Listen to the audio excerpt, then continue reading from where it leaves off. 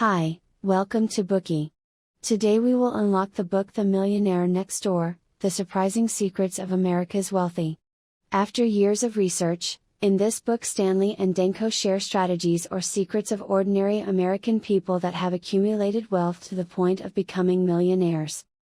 Its main premise is that people who look rich may not actually be rich, they overspend often on symbols of wealth, but actually have modest portfolios and sometimes big debts.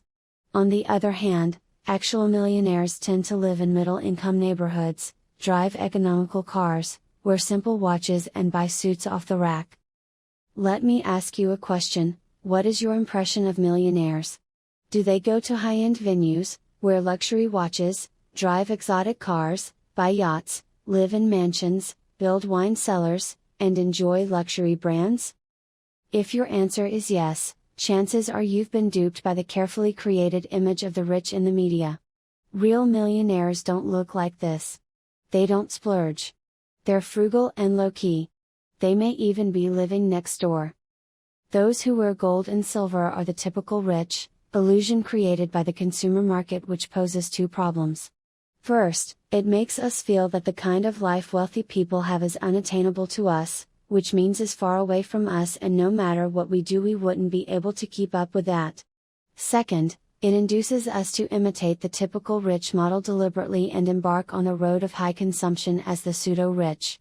Once falling into the consumption trap carefully arranged by the consumption age, a person can hardly rely on their own consciousness to get out. The Millionaire Next Door also reveals the truth about the pseudo-rich. What is a pseudo-rich? It's someone who has high income but also high consumption of their made-up needs, making it difficult or nearly impossible to save and accumulate wealth regardless of what he or she does. They cater to the typical rich illusion of the age of consumption. As a result, they may seem to have a high standard of living but will never achieve financial freedom.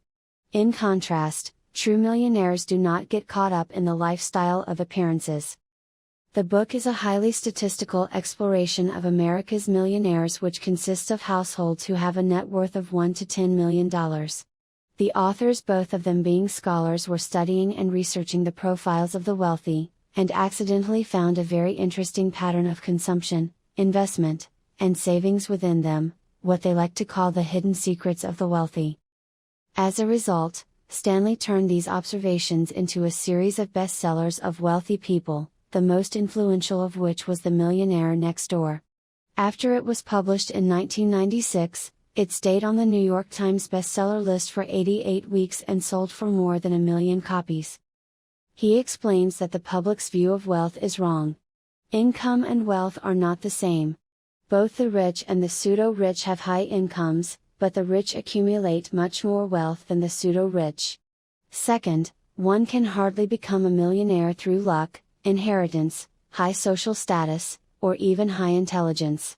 Still, one can accumulate wealth through self-restraint, frugality, and hard work, eventually becoming a real millionaire. Next, we will uncover the essence of this book The Millionaire Next Door in 3 parts. Part 1, How to define the rich? Part 2, How are rich people made?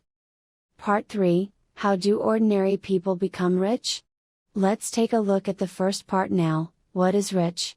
What is it to be rich? In Stanley's standard, the rich are people with a significant amount of net worth. Net worth is the present value of a person's assets minus his or her liabilities. If you have a net worth of more than $1 million, you are a millionaire, and you are rich. Based on this definition, only 3.5% of the 100 million households in America are considered rich. About 95% of millionaires in America have a net worth of between $1 million and $10 million. To get hands-on primary data, Stanley uses 2 research methods. One is to send questionnaires by mail in a high net worth community. For example, from June 1995 until January 1996, he selected 3,000 households.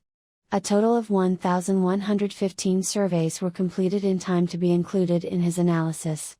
Out of the 1,115 respondents, 385 had a household net